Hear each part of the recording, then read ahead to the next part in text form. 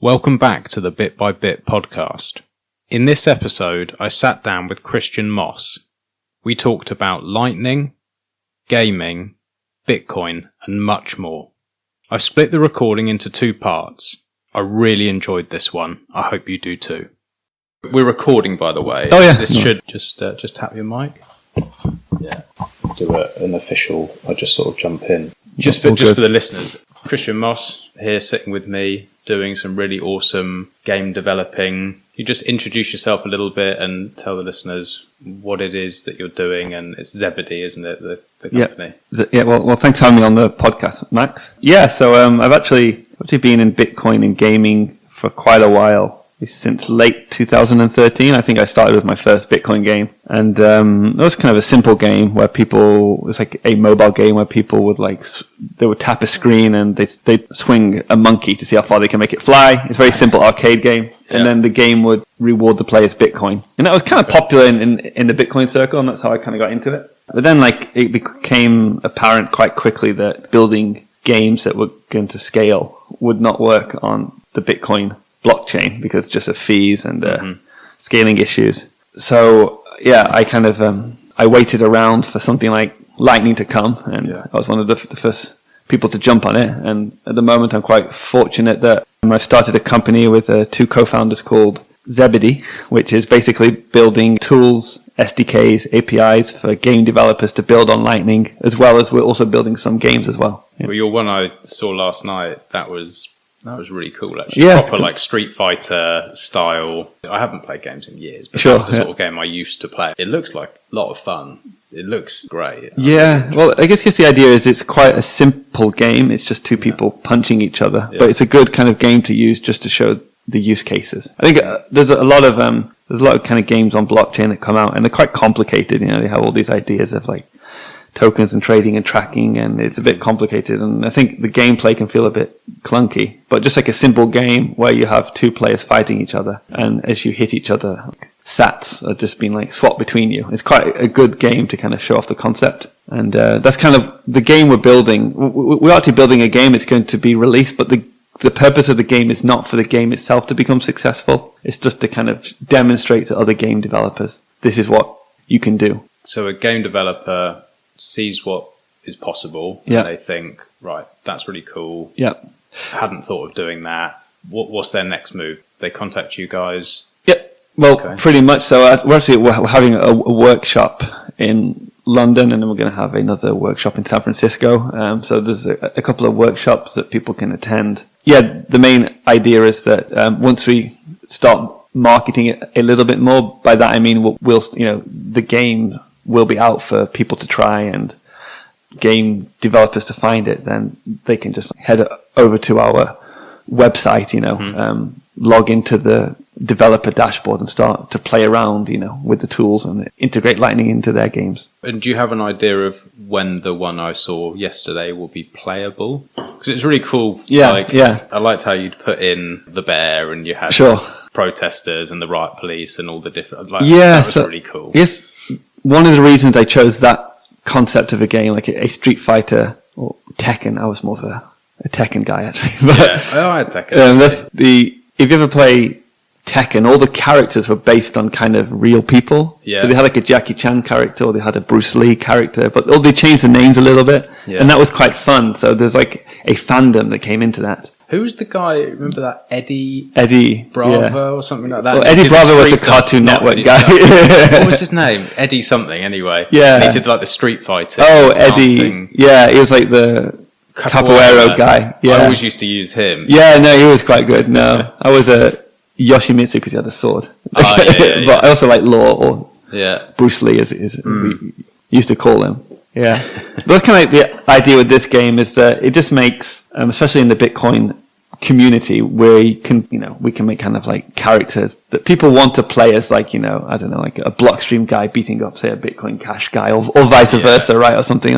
People want to kind of have these Twitter fights and play them out. So that's the idea, that it just makes it a bit more fun. Yeah, it would certainly work in that group. I'd definitely play that. Yeah, cool. For sure. And also we've got some kind of collaborations going So we're going to have Nicolas Dorier. I'm not sure if your listeners are aware, but Oh, actually, they won't, because this is fairly new podcast. Yeah. Oh well. Anyway, but he's kind of like a famous Bitcoin dev. So I've got some facial scan recognition. So I managed to make a character of him. So that'll be fun that you can actually play as, I don't know, like Bitcoin people you like. Yeah. So we've got a few interesting ones. Started BTC Pay, wasn't it? Is that right? That's what he's kind of most known for. Originally, he made like a Bitcoin framework kind of for .NET developers. Okay. And then he made BTC Pay. It was that famous tweet. It's the famous tweet, yeah. It's like, what was it? I'm going to make you irrelevant. It was to... Yeah, that was it was BitPay, which was they were quite a good company, and people use them a lot, but they were obviously, they sent out an email saying that all their users would have to upgrade their node to continue to use so they'd have to upgrade the SDK to continue to use Bitcoin, right? Because they were going to the Bitcoin fork, the 2x fork, and that was kind of quite rightly seen as basically it wasn't Bitcoin, but they were saying this is Bitcoin now, and if you want to use forcibly, you have to use this version of Bitcoin. So Nicolas Dorier, I think BTC Pay had done a few things. BitPay had done a few things before that annoyed developers. There feel like they hadn't updated their libraries properly and all these things. So that was like the final straw. And I think Nicolas Dorier is like, I had enough. I'll just replace you. Yeah. Your API wasn't that great anyway, so we might as well build it from scratch. And that's what he did. Yeah, so it was really cool. I like that. I'm looking to integrate BTC Pay for my art. Yes, because I see that as a little niche. Because I'm trying to, with this podcast, is to try and pull people in who aren't already interested. Yeah, I see a little niche where, in the same way, people who are using BitPay were then forced or doing something they didn't want. I find that with artists as well. You either have to really suck up to people and talk a lot of bullshit to get your work into galleries. Sure. Yeah. And if you don't do that and you want to just sell it online, then you're using shitty services basically as an intermediary. And I find a lot of artists are on that side of, I don't want to be told what to do. I want to, they're maybe slightly outside of the more formal type of work. I think it's a really good fit for people to have BTC Pay server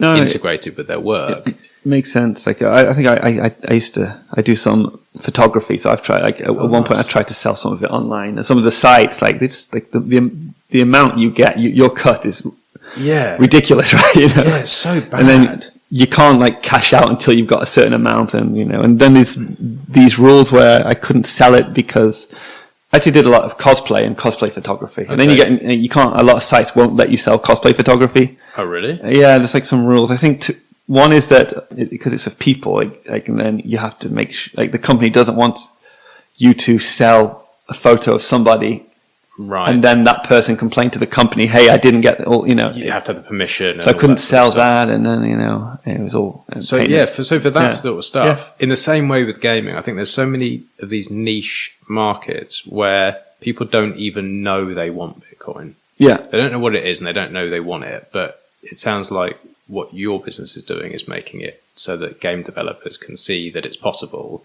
And I think that's just going to spark them. I think they're going to be like, why wouldn't I do this? I was watching your presentation last night. I was like, I'm not a developer, but why wouldn't anybody want to use this? Yeah. Well, the thing is, you don't have to exclusively use it either. You can, you could keep your current kind of, I don't know, PayPal or whatever and add this on later. It just opens up your market. And I think what a few people do is, if you pay with Bitcoin or something as opposed to PayPal or something, you can offer them a cheaper rate. Yeah, definitely. Because 5% off or 10% yeah, because off. obviously you're not paying for example, in games, Apple will take 30% of your purchases, right? So if you don't have to pay 30% to Apple, and then you get cheaper. And also Bitcoin has a time value preference. So because $1 of Bitcoin in a way is worth more than $1, because buying Bitcoin can be difficult. You have to go on an exchange, you've got a KYC, but if you just get it paying for good, you'd be willing, it's worth more in a way because you've got that Bitcoin and you haven't have to done KYC, and I'd take you think it's going up as well. So I'd take 10% discount on anything I was selling for Bitcoin, 100%. Exactly, yeah. Because of that reason. Yeah, I think it's the same thing if you go and buy something in the real world. If you pay by cash, you'll get a better deal, because the dealer, if you're buying a car, would prefer the cash. Yeah. So he'd take less cash because the cash is more useful to him in a way, or it's better. More valuable to them. Yeah, exactly. So a similar thing with Bitcoin, yeah. So have you found it's had a good uptake so far? I know it's very, very early stages, but... Oh, yeah, for sure. I keep getting asked, when's it coming out? When's the game coming out? And when are the SDKs coming out? I wish we could move faster than we are. We've only just launched in October. Okay. So we've been building, the last few months, just starting to build out, the back end and the APIs and all that kind of stuff. Mm-hmm. So we're moving as fast as we can, but it's going well so far. So hopefully towards the middle of this year, we'll have production ready SDKs and dashboards that people can try, and also the games that people can download. And I'll tell you, our games, we're not going to monetize them. It's more we kind of want players to play the games and earn sats themselves. Yeah, that's another interesting concept that I think is cool with Lightning and Bitcoin, is that you can kind of now send the player sats and tips, which no game would ever does that, because you couldn't really do it, right? You can't PayPal a user, and if you could, you'd have to at least $1, and then what was it, minimum $5 or something? Yeah, and no one's going to play the game. But it's with Lightning. I think Jack at the event yesterday, he demoed in his game.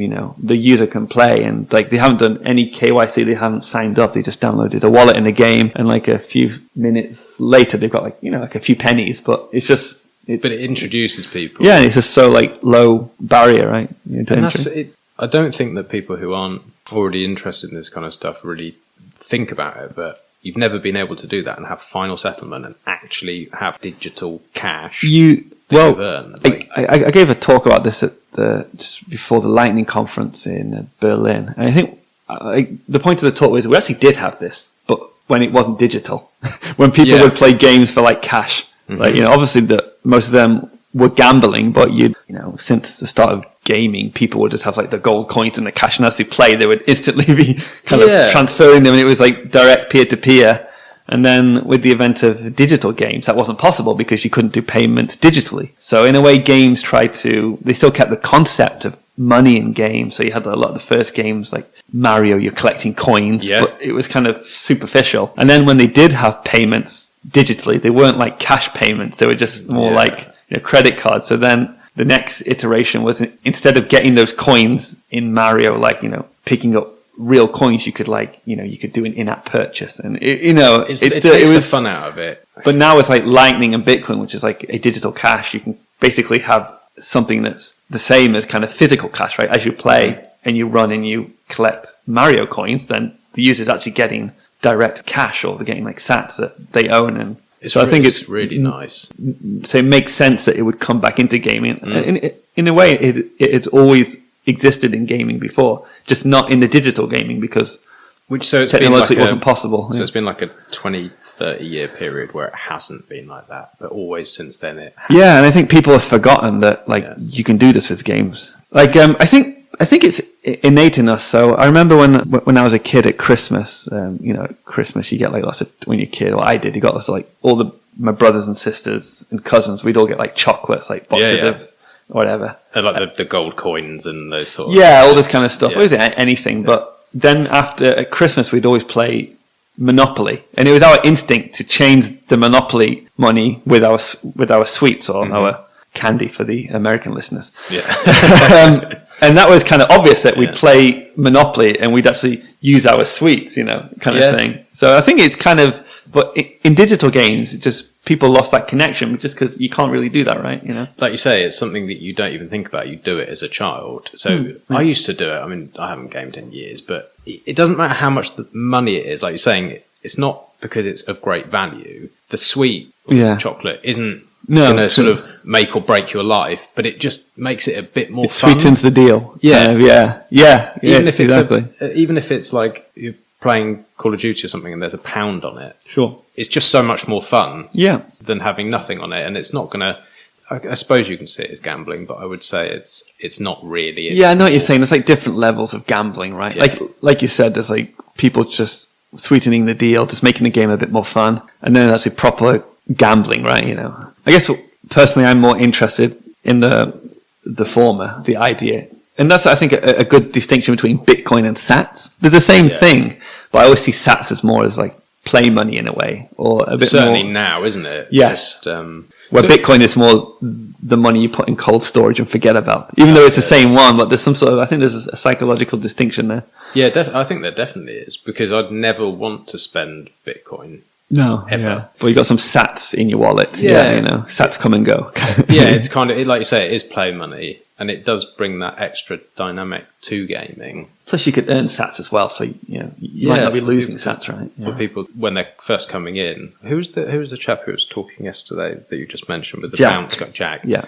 That was cool. I thought that was Thunder Games on Twitter if you want to. Thunder Games. All right, I'll link it in the show notes as well. Yeah, that seemed cool. It was just like an easy, fun game that I would see anyone playing on a train or something like that. But that was earning my money. first game in Bitcoin was a similar thing to that. The idea it's like a simple mobile game that you just it's like a tap and play kind of game, or I think as Jack said, a super casual game. And the idea is that people would it was just an easy way to introduce people into Bitcoin. Like as Jack said, how do I get my friends into Bitcoin? Just give them a game, and then you get some sats, rather than tell them to sign up for this exchange and upload their passport, and it's quite cumbersome. Into monetary policy. No one cares. And actually, back in the early days with my game, I think quite a few people got introduced to Bitcoin because of the game. Especially a lot of kids did as well. Mm-hmm. Like, a lot of kids would download the game and just play it because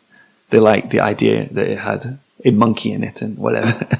You mentioned yesterday in the talk, you were saying about kids getting into this sort of stuff and actually earning. Yep. And that obviously in some countries, that what they would actually earn over the course of a month, for me, I can see that being replaced by this kind of stuff. Yeah. And I've talked about it with friends and sort of as a theory of like, could sats actually be earned by people in these countries, and it could be like a job.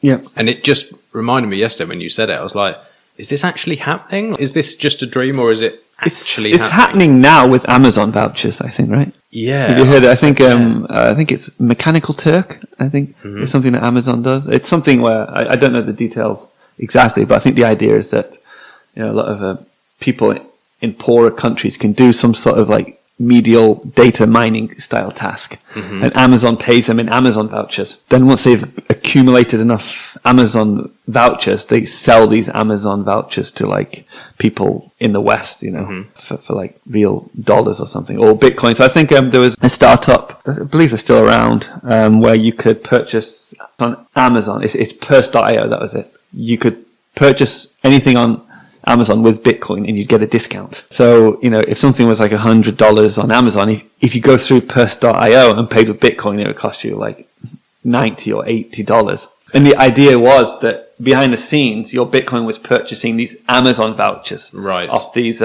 people in India who had just earned them. And, they were willing to sell that less than the value it's worth because they didn't pay for them, So that was the model. So that kind of works, but I think now you could do that a bit more directly, especially with the games, for example. So say you released a game. Yeah. Take your Street Fighter game. Sure. And you had someone in a country where either they can't get bank accounts or work isn't available to them, or if it is, they earn such little money that they'd potentially earn more gaming. Their currency could be terrible as well, right? Their currency, yeah, exactly. They might not want their own currency. Yeah, they might not want their own currency, and even if they wanted an account, they couldn't get it anyway, and there'd be corruption everywhere. Exactly. So, in theory, could you see that people could get very, very good at one of these games and literally be doing that as their job? I actually had that. I think I mentioned the talk on a small scale with my first game. I had like a kid who was just in like Afghanistan. He was like maybe 16 or something. He would just like be playing it all the day, every day. And how that game worked is the game had ads. And the money from the ads, I'd kind of give back to the players in Bitcoin. So in a way, he was like watching ads or viewing ads and getting some money for watching it. I think a more interesting business model, and I'd love for a game developer or game studio out there to kind of contact us and we can work on it together. But I kind of like the idea that a lot of people play games But games nowadays are kind of like a full-time job. If you want to get good at a game, you got to like play like 8 hours a day. It's so hard. Some of these games, like so literally, it's not just like 30 minutes anymore a day. But people have to work, right? So I think there are a few companies at the moment. I know there's one in Korea that whilst you go to work, you pay somebody to play the game for you to level up your character. Wow. I think that would be a really interesting way to do it. So if you have a game, you basically you pay somebody sats in a poorer country just to play your game whilst you're sleeping. Yeah. So they're kind of like playing it for you and earning the sats to make sure your level is, your character is leveled up, or you know, or you've gathered enough ingredients or something. You know. Yeah. So I think that's a really simple thing, and you know, a market around that could. And there already is a market by the sounds of it. People are doing this now. I heard about it in Korea, but I think it's not as direct. You know, you hire a company, or I don't know. It's a bit clunky, right? But I think with Lightning, there's people who are willing to pay others to play a game for them. For sure, yeah. So it would work presumably better for both parties. Well, at the moment, that's only accessible in Korea. It's like.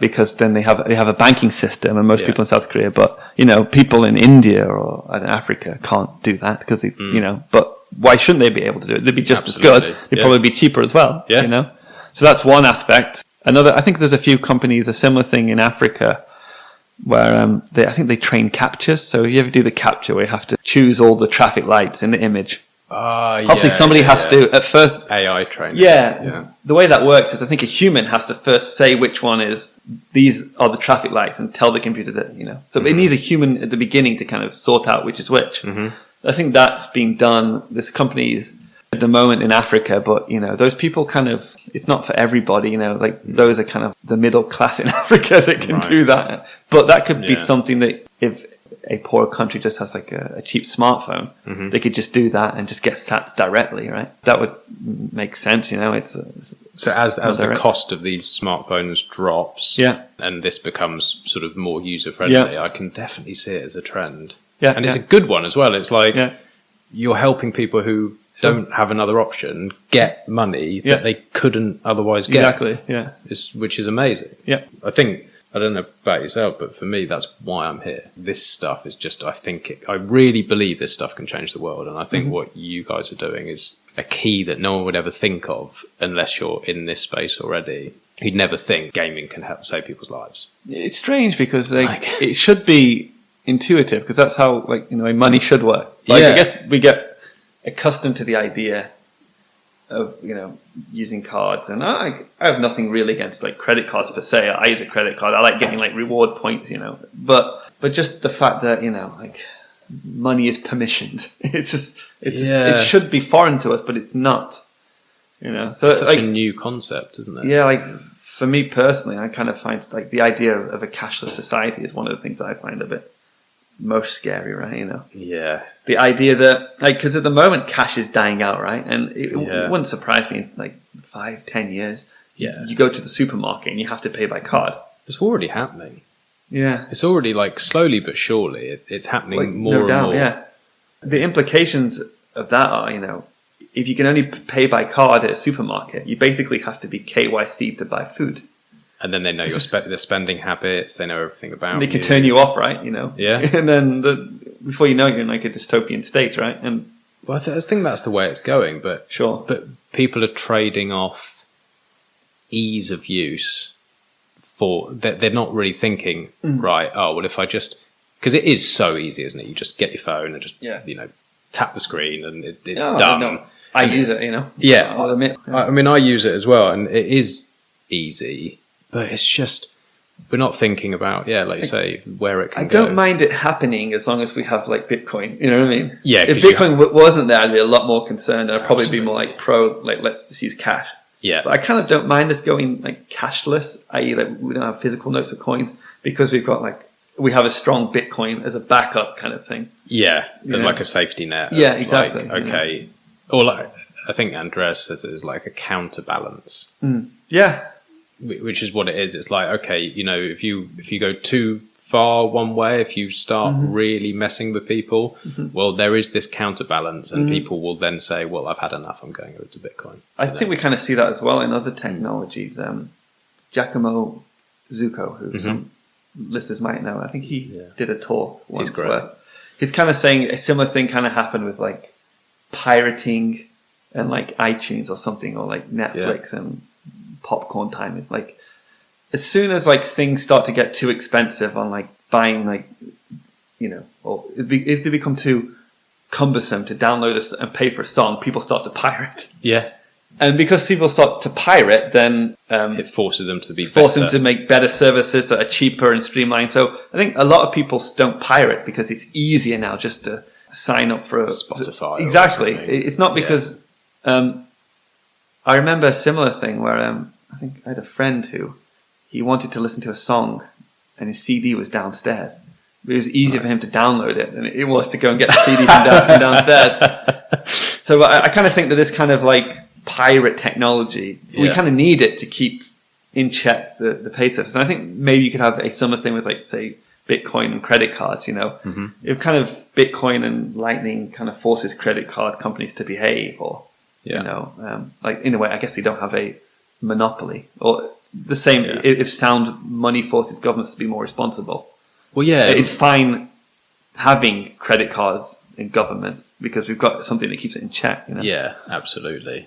It's fine to have all of those things as long as they behave. And we didn't have anything before Bitcoin as a counterbalance. And if we had gone fully cashless and we didn't have Bitcoin, we'd be in real trouble. Yeah. Well, I think Japan's quite an interesting country. I live there, and they're a cashless society. People don't use cards, funnily enough, which is... Oh, really? Yeah, they're quite an advanced society, but it's weird, you know, like when I lived in Japan, I used cash all the time. And as soon as I came to England, I started using cards, credit cards. But yeah, they're strange. And I think it kind of comes from that people don't trust cards, maybe at some level or something. Okay. But how long was it you were in Japan for? About 10 or 11 years or something. Years, wow. Yeah. We spoke about it on the way here in the car, but it sounds like an awesome place. Yeah. It sounds so interesting. The difference between the two, just... Well, I kind of find England interesting now because I've been like living in Japan. It's weird. I've become like, you know, acclimatized to it, and now like I find stuff in England strange and weird. But it is definitely an interesting place, and it's a great place. Yeah, it's definitely on my top of my list places to go. Like, I've always talked about going to China, but some of the things that are going on there turned me off from going, whereas Japan still, I wouldn't feel. I think Japan must be, because it's like, I think it's one of the most advanced kind of capitalist, kind of safe Asian countries to go to. Obviously, there's lots of nice Asian countries, but they're either not capitalist, like, or the communist, or, you know, the capitalist, but they're still developing. You know, where Japan is very comfortable in that respect. You know, I think it's the third biggest economy or second. I think it's the third. I think China's second, but it's like much nicer than most first world countries because it is a first world country, right? Yeah, you know, which is very strange to, I guess, have in Asia, right? You kind of you know, most of the other countries. Obviously, it's a different thing. You go to like Thailand or somewhere like that.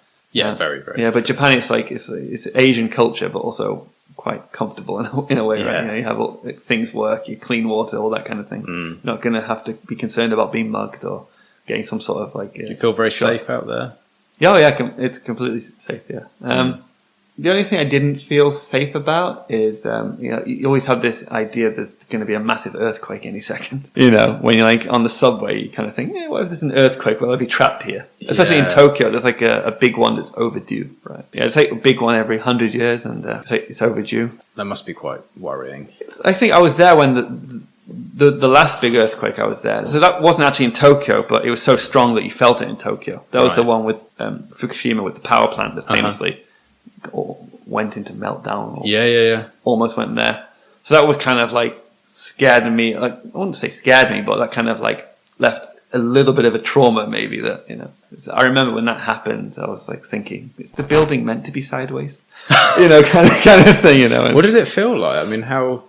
I was actually getting ready. I was getting ready for work, and I was getting changed, and then like the buildings. Like I had tremors before, but I just thought it was a tremor. But then they started to get bigger and bigger, and I was in an apartment, so I was quite high up, and the higher you are, the more the building sways, right? Yeah. A lot of times, if you're on the floor, you don't notice earthquakes. But if you're in an apartment building, and then I just remember the building being sideways, and they always tell you like never leave your apartment if there's an earthquake, you know. But your first instinct is get out of there, right? Yeah, of course. So I kind of like told my wife we better get out the building, and she was like, "Wait, I've got to put my makeup on or something." I was like, "No, get out of the building." So I picked her up, and we ran down the fire exit, and like everybody was running out at the building. And then it was strange because people were panicking and running out, and on the fire kind of stairs, the escape stairs, I bumped into another person in the building. In typical Japanese style, they kind of stopped it, and you first, no, you first, no, you first. like, completely. And then after that, then he's continued to go and run down. And so that was quite scary. Like the earthquake itself, it was amazing. I think any other country, you'd probably have a lot more like riots and people stealing. Yeah. But in Japan, it's a nice country that like all the power went off, right? And oh, really? The power went off for a while, and everything stopped working. The phone stopped working, and because of the power plant, they turned off all the nuclear power stations. Right. So then, like, there was a power shortage, so they had like planned blackouts and everything. But everybody, it was kind of nice in a way because Tokyo turned off all its lights for quite a while, and it kind of, in a way, kind of brought people together. Oh, that's nice. Yeah, but it wouldn't happen here. We'd have riots. Exactly, that's what I'm saying. We'd have riots. People would be stealing TVs. Yeah, it would be carnage. The only thing that happened is that some people were a bit naughty and they'd like buy too much stuff from the supermarket. So you had this because obviously there's a bit of a food shortage. Like, I'm not sure if there was a food shortage or people thought there were. Like, so people would go into a supermarket and try to like buy all the milk and bread. That was the only thing that really people were like kind of hoarding. Wow. Well, apart from that, wasn't too bad. But apart from that, Japan's it's a very safe country. And do you see a lot of Bitcoin usage out there? Japan is, I think, one of the forefront in a way. It's a lot of that actually. Probably might get in trouble for saying that, but a lot of that is due to Roger Ver, right? Because he is in the early days, he was out there he was going around and like promoting Bitcoin and getting all the stores to accept it. So a lot of stores started to accept it. The biggest department store in Japan, which is, I think, it's hard to say what it would be like. It'd probably be like, I don't know. It's hard to compare it to a Western store, but it's like the biggest department store. It normally sells electrical things, but I don't know what you have in England. Something like, I don't know, maybe in America it'd be something like Target. You know what I mean? Like a big store, it's everywhere. Every station has it. Yeah. They accepted Bitcoin. Right. So, you could live off Bitcoin quite easily. But I don't think it got much actual usage, right? Because people don't necessarily want to spend their Bitcoin. Yeah. And it's still a taxable event, right? It's something. This is the biggest problem with it. Yeah. Why? What is it? Capital gains, is it the same out there? It's like capital gains when you... Yeah, no, tell me about it. And it's complicated. So, and also it's just like, it's not a more pleasurable experience buying physical things in a physical store with Bitcoin. It's not really fixing a problem. Like, the system paying with cash in Japan or card worked fine. Yeah, I agree.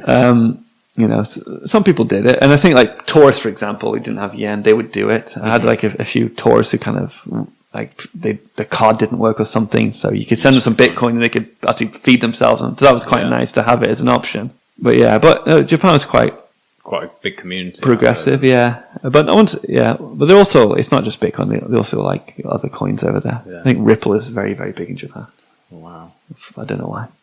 Yeah, that's amazing. Did you meet Roger? Yeah, a few times, yeah. So he was actually the founder of the Bitcoin meetup there. Right, okay. So obviously we used to attend that weekly. And now that's the Bitcoin Cash meetup. And there's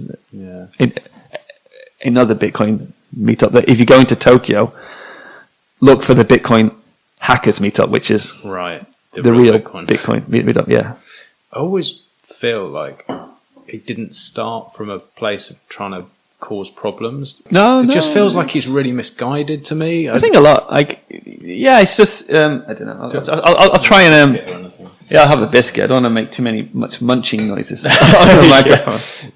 I'll edit any bits out. I try and keep the conversations fairly just fluid. Yeah. I'm try and say nice things about Roger.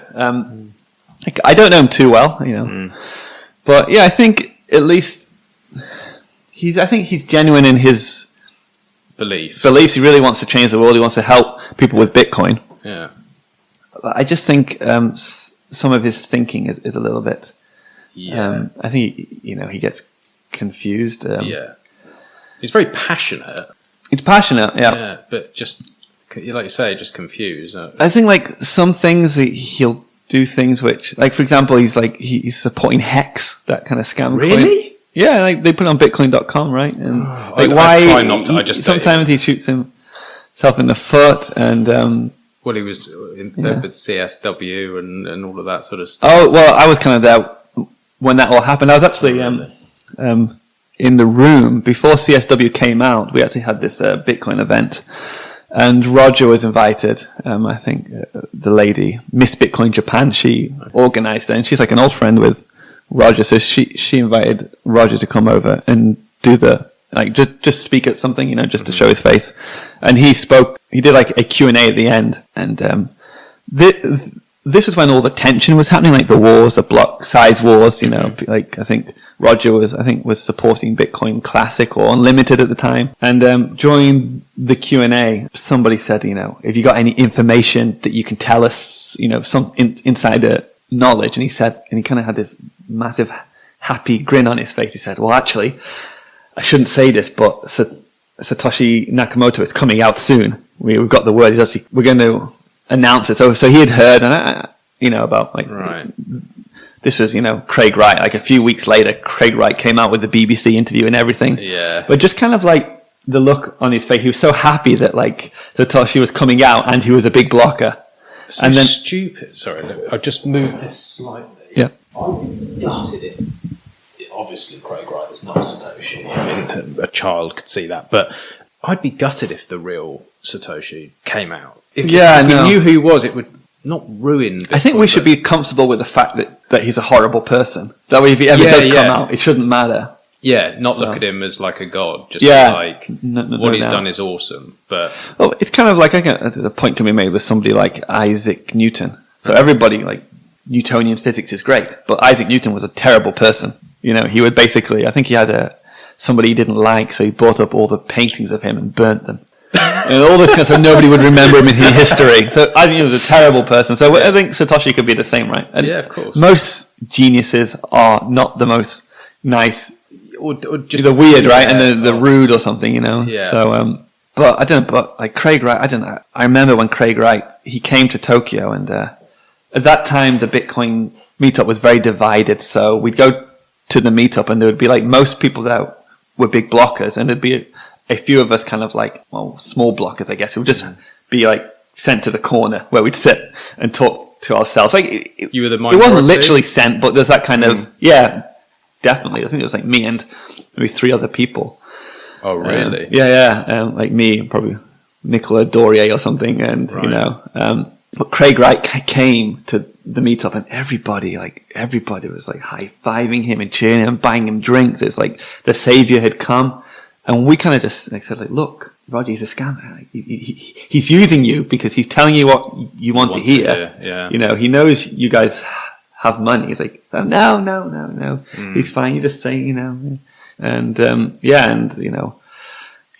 think Craig Wright just played them all. And then actually it came out now, Roger, I think eventually he saw the light, and to his credit, he made a video saying, look, I was wrong. Yeah. But it was just like those little things with Roger, you kind of think like sometimes maybe it's because he's a nice person inside, he trusts people, but there's been a few incidents like that. I kind of think like, I mean, he's just like, you look at my view of like whoever Satoshi is or was, like you say, I would say they're a genius. I would say my image of who they're going to be is nothing like a Craig Wright. Mm-hmm. And the things that Craig Wright is talking about are like so the other way of what Bitcoin stands for and was built for. He's changed his tune. If you ever like, I followed the Craig Wright thing out of interest. I just found like an interesting kind of story. But I remember, actually, I also have a friend who remember him from his old Twitter account. So this is before he had an old one, and this is before he came out as Satoshi, like back in 2000, like maybe 13, 14 or something like that. He had his old account, and he changes what he says, his opinions, depending on who he's working with, right? Yeah. So I classic scammer. Yeah. Well, now he seems to be very much for, like, we are working with governments and banks and we're pro-regulation. But I remember when he first came out, it had a different tune. So I guess maybe it's who he was talking to, right? So I think now, I don't want to say anything that'll get me into trouble, but maybe he's trying to impress a certain type of client or something. So he's going to, because that's what I've seen is that side, and I've been like, like, what are you doing? Yeah. It's odd. Yeah, I don't know. He just reminds me of, I'm not sure if any of your listeners have ever seen Fawlty Towers. I think it's the first episode with Lord Melbury. Right, okay. So Basil is a complete snob. He just wants to be friends with the lords and the ladies. And Lord Melbury, the con man, comes in and basically is everything that Basil wants to see. So he believes him completely. I kind of think it's a little bit like that, right? Yeah. He comes in and certain people want to believe he is. Yeah, of course. Satoshi, and he agrees, and Yeah, it's odd. But so the Bitcoin hacker group is for any listeners who find themselves in Tokyo. Yeah, Bitcoin Tokyo Hackers. Tokyo Hackers is the place for the real Bitcoin meetup. Yeah, and that's managed by, I think, Wiz, if people know him on Twitter. Wiz. Oh, yeah. And he's like he's like the most cypherpunk sovereign guy. Yeah, he's awesome. Know. Yeah. He has his own like internet service provider or something like that. Yeah, I listened to an interview with him. Yeah. He's a cool guy.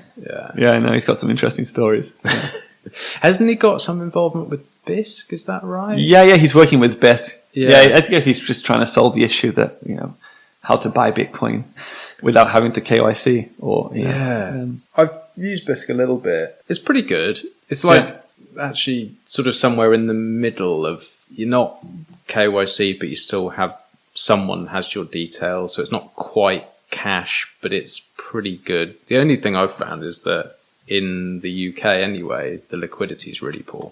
I think it's a really good product. I can't think of... Yeah, I guess it's a little bit, it's like the chicken and the egg, right? How do you start that liquidity going? Hopefully one day, there'll be something, I don't know, maybe exchanges really clamp down, and there's people flock to BISC and just put some orders there, and then it kind of it snowballs from there. But Wiz is trying to work with them to try and like make it more user friendly, and it's a difficult problem to solve. But I think we'll get there eventually. It's pretty user friendly. Like I said, I'm not a techie person. No, I think it's quite good. Yeah, it's fine.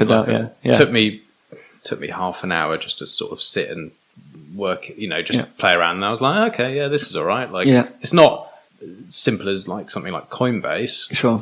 Yeah. But most people work it out. Yeah. I think it's pretty decent. Yeah. I think, like you say, it's just the liquidity issue. But I think, like I said, I think people maybe aren't aware of the dangers of buying on KYC'd kind of exchanges, especially, I don't know, always worry one day that, somebody will buy Bitcoin on an exchange, and then they'll forget about it, and then some government introduces the Bitcoin tax. And somebody says, "Hey, by the way, you owe us 10 grand because Bitcoin went up this much," and that person's like, "Well, I don't have it. Yeah, I lost it. I don't know. I was gaming or something. I don't know, whatever." And so, "Well, no, you have to prove to us you don't have it," and then they've got to go through all this legal issue, and that's the dangers. That's the problem with it. So I have no intention of ever buying on a KYC'd exchange.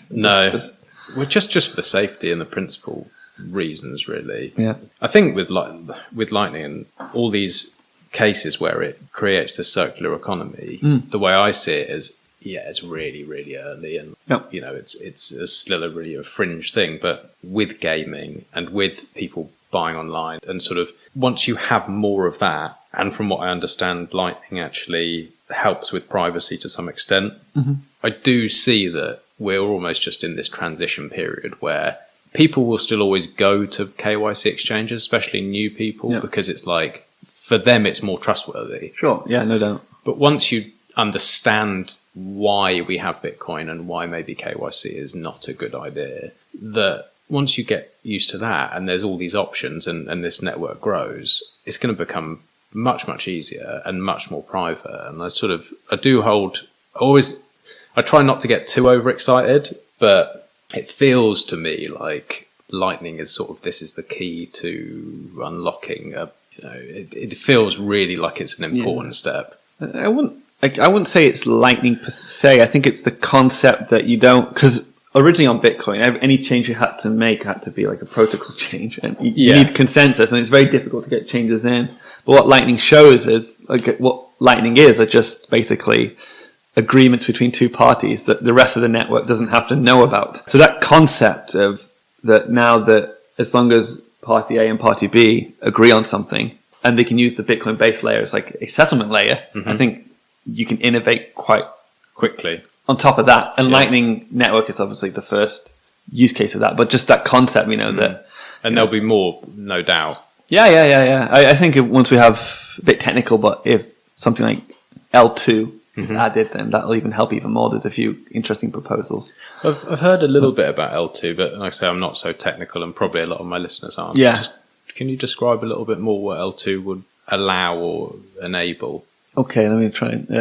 Sorry, put you on the spot. No, it's good. It's I think for Lightning specifically, it would just allow a much better user experience. The idea that currently the way Lightning's enforced is you have this concept of, if somebody tries to cheat you, there's a punishment transaction. So if somebody tries to cheat you in Lightning, you get a period where you can kind of like prove that they are cheated, that they are cheating you, and then you basically get all their sats. But it just makes the protocol a bit more complicated to do that. Okay. So L2 simplifies that, where it basically makes it so they can't cheat it, even if they wanted to. Where currently it's like they can cheat, but the incentive for them to not cheat is that if they cheat and you realize, which you should, then you'll be able to steal their funds, but they can still give it a try in a way. But it just makes. Is that why we have these watchtowers? You still need watchtowers with L2, but it's another reason. Like with a Lightning channel, you need to have like you can't spend all your funds because you need something to lose if you try and cheat.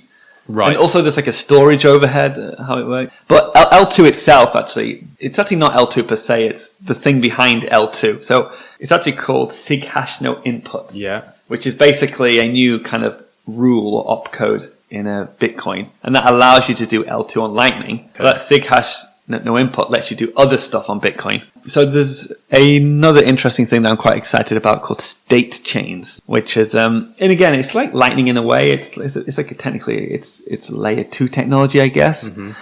This is done by Ruben Somsen, if people know him. He proposed it, but it's kind of like a more, I guess in a way it's like a more trustless sidechain. So if we have this SIG hash no input or L2, we'd be able to make these state chains. And not to get too technical, but one thing I can see it being used for is it would allow you to have like a Bitcoin off-chain NFTs. Okay. Which you can't do on Lightning. And it's hard to do on other chains because you can do it on Ethereum, but Ethereum's, I think, it's not too, in my opinion, it has scaling issues. And it's not really decentralized. Non-fungible token. Yeah. So just going back to gaming, Lightning would be used for maybe payments. But say you could have like a token that represents a game item. So say in a game I have like a sword, and that sword, the ownership of that sword is represented by a token, sword token. And with L2 or SIG hash no input, you could build a state chain, which would basically just allow me to send other players that token off chain. So it'd be very cheap. Like there'd be no fee to send that.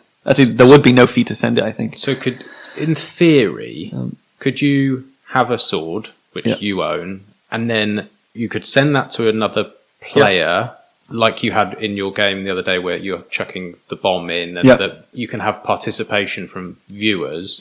Could they maybe use that token to throw into a separate game? So this is actually what I kind of did before Lightning. Actually, I was there was actually a token protocol on Bitcoin. It still exists. It's called Counterparty. It's heard of it, predates Ethereum, and we were doing like tokens for gaming. Actually, I made a few games that used this. There is a popular Bitcoin game called Spells of Genesis. It's like a card game, a digital card game. All those cards were represented as tokens on the Bitcoin blockchain. And I made a game where I let anybody who had those tokens use the same game items in my game. So if they had that token in their wallet, my game would detect they've got this Satoshi card, and I will give them access to a Satoshi character in my game. So you could have these kind of cross-game items.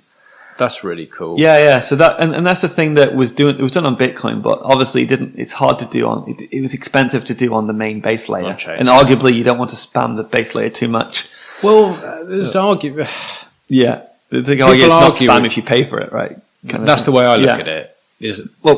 True. That's technically true. Yeah. But in a way, so we were making these token transactions on the Bitcoin chain, and the fee market is what stopped us doing it. So in a way, kind of the Bitcoin its mechanism worked, because that's kind of what stops people spamming or filling the blockchain full of like data because it's too expensive to do so. So we did that, and it got expensive. So all my contemporaries moved over to Ethereum, and they had the same issue on that. But they have like some scaling solutions, which I'm not an expert on. But now with something like state chains, it becomes you could do that on Bitcoin off chain, which is quite nice. So it's not on Bitcoin technically; it's like it's settled on Bitcoin, but it's off chain. Yeah. So we look I've noticed with a lot of developers, they don't like to look too far into the future. Mm-hmm. It seems to be like, these are the problems we've got in front of us. Mm-hmm.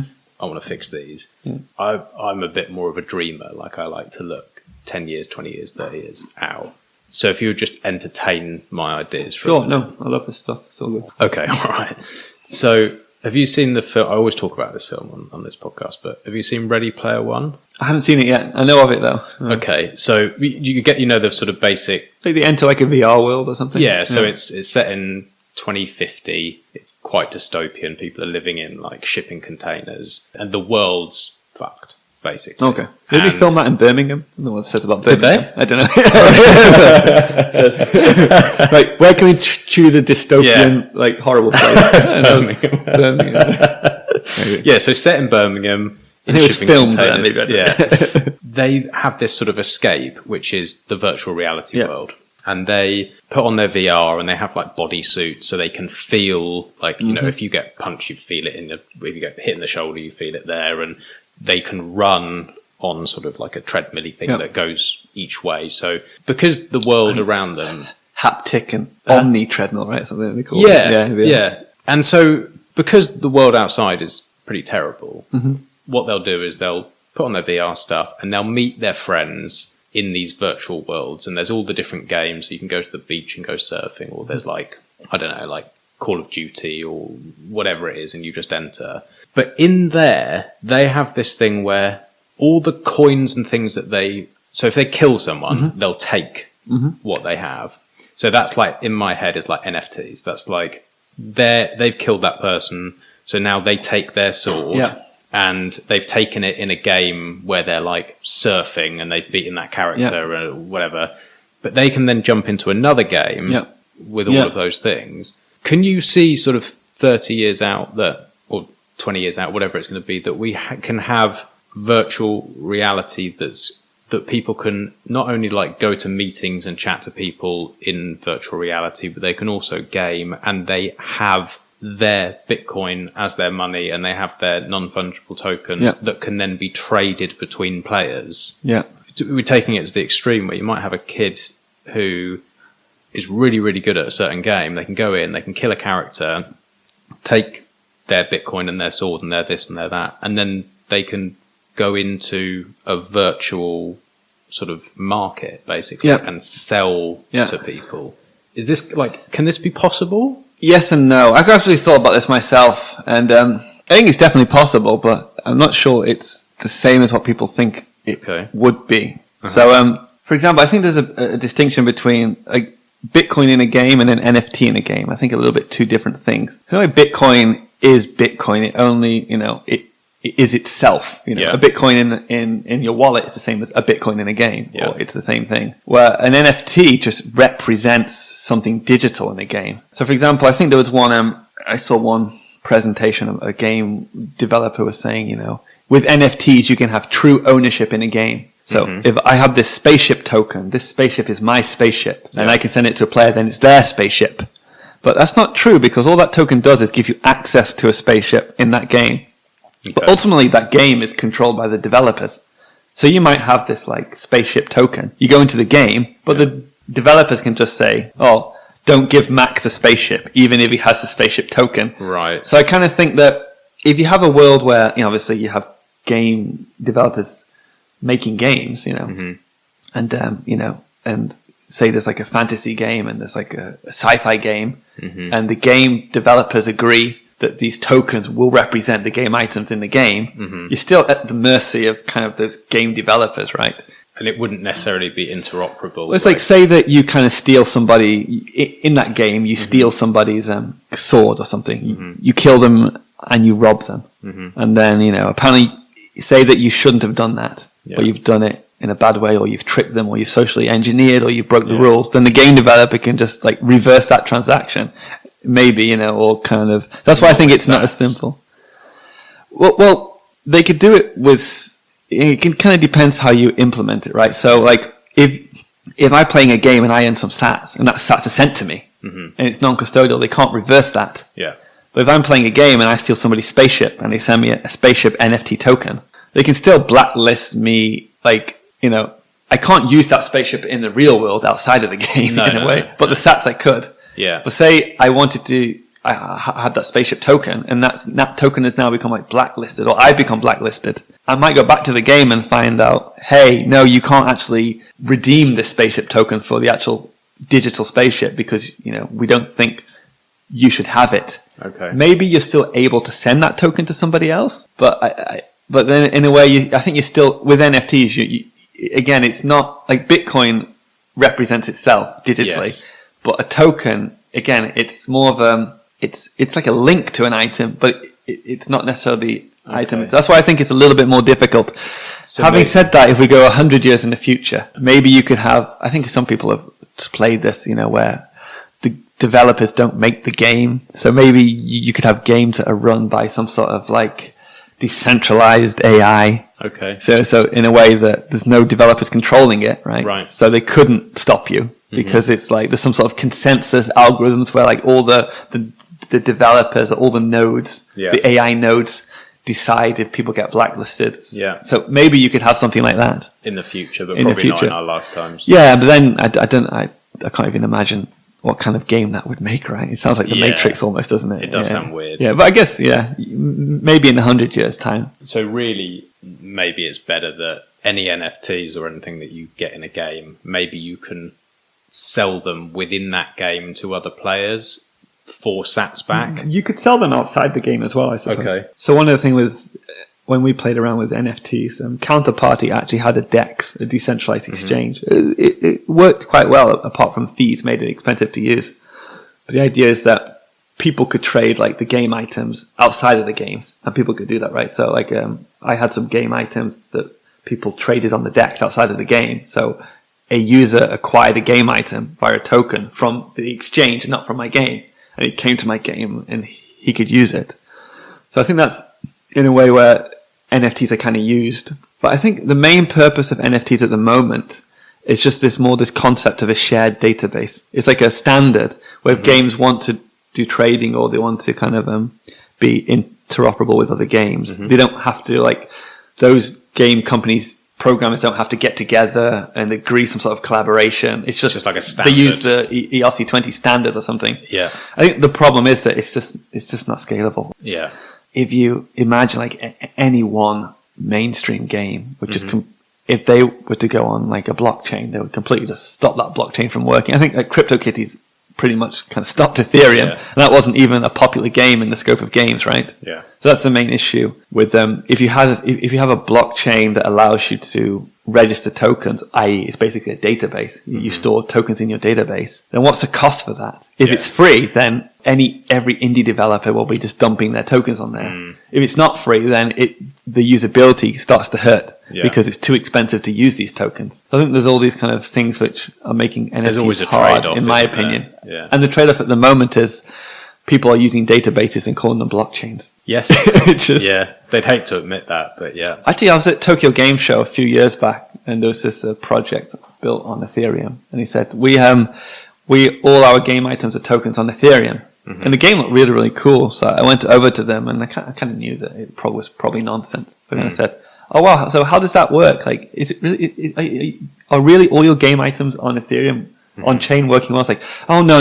We actually have a side chain. We're using an Ethereum side chain." And at the time, I knew there was no real production sidechain out there. I'm like, really? So what sidechain on Ethereum are you using? Well, actually, it's our database, but the user can make a withdrawal request to go to the main chain if they want to. God. So really, they just had in-game game items where It's no different. a user could withdraw, but what they were saying in their media was like, we have a Ethereum NFT decentralized blockchain kind of games. Probably raised a couple 100 million as well. Maybe. I don't blame them technically, because that makes a lot more sense. If you want to make a game, just keep the game items in the database in a way. Yeah. But it's just using the hype, isn't it? The blockchain hype. Yeah. But it's everywhere. I mean, I've noticed from the little time I've been in this space, it's sort of not died out, but maybe it's because I'm in my own echo chamber, but it seems more and more people are sort of realizing and accepting that blockchains aren't magical. Like, you can't just it's not useful for a lot of things just, to chuck the word blockchain in with it, and that it's very specific things that it's going to be good for. Use it for those things, and then use these layer 2 solutions to do those other things. Like a lot of these projects just seem like just absolute nonsense to me. They don't make a lot of sense to me, what they're trying to do with blockchains. But it seems like people are sort of waking up to it a little bit more. Perhaps, yeah. Again, I'm probably in the bias circle. I just hang out with developers in Bitcoin, so they kind of know, Yeah. But speaking to new people, I think they have no idea that like any other blockchain is better or worse than any other. I think most people I speak to, they just think blockchain is a technology you can copy and paste. So you kind of hear this. It's Bitcoin. It's not really Bitcoin. It's interesting. I even hear some actually kind of famous or people who've been to Bitcoin for a long time who still kind of spout this. The idea that Bitcoin isn't the amazing thing. It's the blockchain technology. Yeah. But I think is completely backwards, because it is. You can't just copy and paste a blockchain technology. I'm kind of like to say that if you try to make Bitcoin now, you can't. It wouldn't work. I think the thing that Bitcoin works is because it had this immaculate conception. It was kind of had this period where it started off and the founder disappeared and nobody paid attention, so it could spread out and decentralize. You can't copy and paste that and the network effect. So that's why I think the blockchain technology, maybe there's something for distributed ledger technology. Maybe some financial institutions find that interesting. Yeah. But it's not blockchain, right? No. No, I agree. Like you say, it wouldn't work now because it doesn't have that element of surprise almost. And then how would you do the consensus if you did it a proof of work? Then people have got all these mining rigs set up and they just hijack your chain, which is what we've actually seen when people, we can't spread out. How do you fund it? It's interesting. It's almost, I pretty much see it as we've got one chance. Yeah, that's the way I look at it. And I'm I don't understand the most technical details, but looking at it as a social experiment, is that we've got one chance, and as far as I can see it, that's Bitcoin, because it is, to me, it looks like the only one that's decentralized. I think that's why a lot of people were so conservative when it came to block size. Obviously it would have been nicer if we just increase the block size. Helped a few businesses, having issues, but we can't risk it, For what? Risk it so that you can buy a coffee? Risk this counterbalance we're talking about? Risk the one chance we have, this counterbalance, the one chance where people can actually make sure that governments and big businesses don't take advantage of them, and then to risk that so that you can buy a cup of coffee that you can buy anyway, or do some useless nonsense. That's why I really, really respect when I listen to what the developers are doing, and that slow, incremental, really taking time. But when you first come in, you're like, oh, well, the next thing is faster and it's quicker and it can do this and it can do that. And then, so you don't realize that probably have got one chance, and that conservative nature is what's made Bitcoin survive. And I really appreciate that anyway. I think that is definitely the way to go. It would seem like a waste.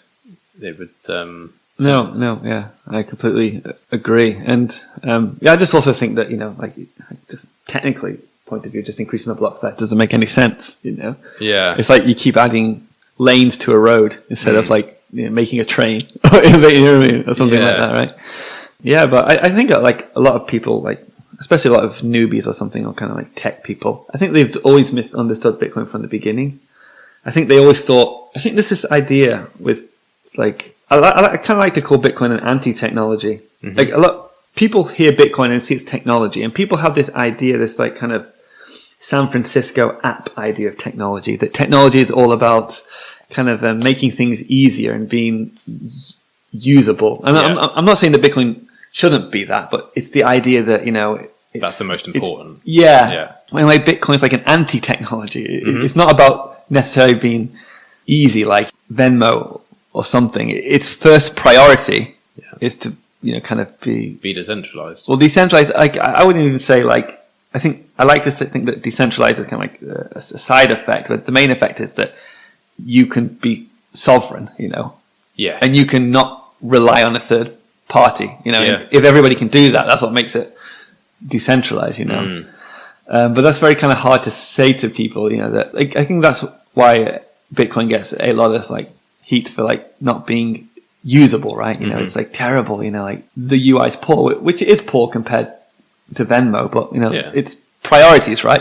If we did everything to make it as easy to use, I guess it's kind of what Bitcoin Cash guys, I suppose, they wanted to do. They wanted to try and compete with like centralized apps, because that's how technology works, right? It's all about making a nicer user experience. But for the first time, it's like, or maybe not the first time, but for me, it's interesting that it's like an anti-technology, right? Yeah. That makes sense. I hadn't really thought of it like an anti-technology would be all right. It is. Yeah. Obviously, we want to get to a point where, it's as easy to use as possible, but, not at the sacrifice of its core thing, I think privacy is another thing like that, right?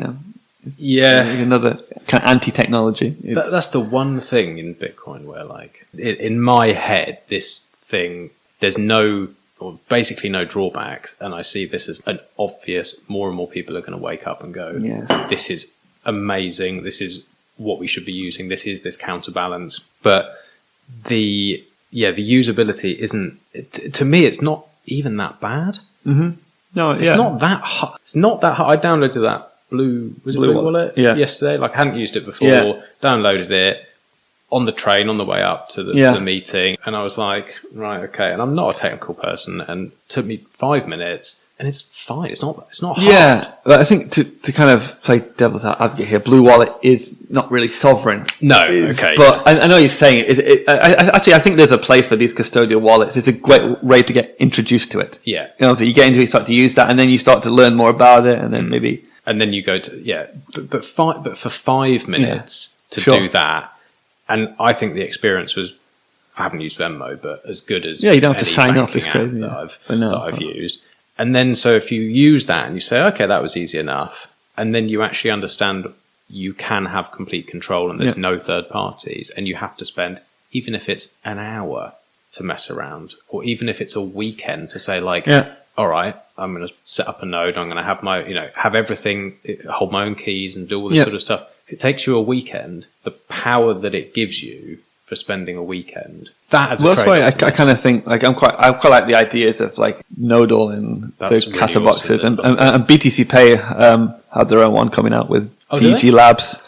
It's a Japanese or digital garage, I can't remember, but it's a Japanese company. I think that they're working with them called Hack Zero, which is actually it's Hako, which in Japanese means box. It's kind of like a pun on words, but it's like the idea is you just buy this inexpensive box, which is like a router or a modem. You plug it in at home, like on the shelf, and it's just that's your sovereign. That's the only thing you need to transact with anybody in the world without permission. So that's kind of from a usable point of view. Obviously, the only issue there is just to get the cost down. Yeah, that's the thing. I've been toying with the Nodal because I think the Nodal, you can set it up and you can have Whirlpool and BTC Pay, and I think it's like an easy setup, and it looks really good. Okay, it's not massive money, but it's like $400 or $499 or something like that. Which for someone, is it? Okay, I didn't realize. It's not cheap. Like for someone, but to me, it looks like the best option that I've seen. I think there's cheaper options, but there certainly are. I should probably point out that I do consulting with a Japanese company called Nayuta. And they actually they build Lightning, a Lightning company. I think they also they're one of the implementations along with Claire and L&D. And what we're doing together, I actually, working with them, I managed to run a fully validating Bitcoin and Lightning node on a $40 Amazon Fire Stick in my TV. Oh, really? Yes, that's what. Actually, and I'm still working with them now, and we're trying to get BTC Pay server to work with it. The idea is that we can compile a Lightning node and a Bitcoin full node, LND and Bitcoin Core. We can compile them so they run on an Android operating system.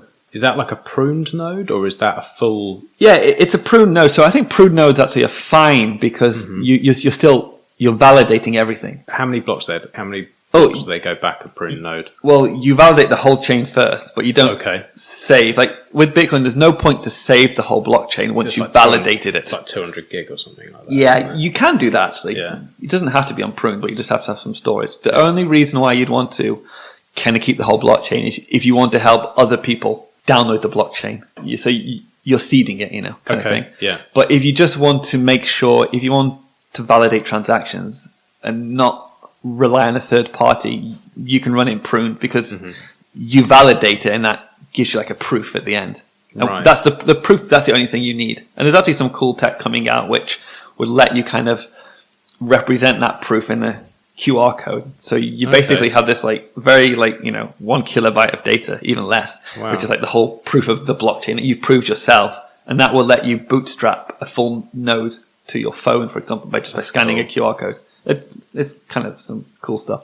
But the idea behind that is that anybody with like a cheap Android tablet, so like say that you're a merchant and you've got like a cheap Android tablet, you just download Bitcoin and BTC Pay. Like it's all in just one app you download, and then you've just got like this sovereign store on your iPad. It's like it's a full Bitcoin node. It doesn't keep the archive data, but it's fully validating, and it's a store because it's got BTC Pay server in there, and it's cheap because it's just an Android app. You don't have to buy specialized equipment. So that's something that we're working on, which is hopefully going to make running a full node much easier. As easy as downloading an app. These are the sort of things that just make it so much more accessible. We're getting there.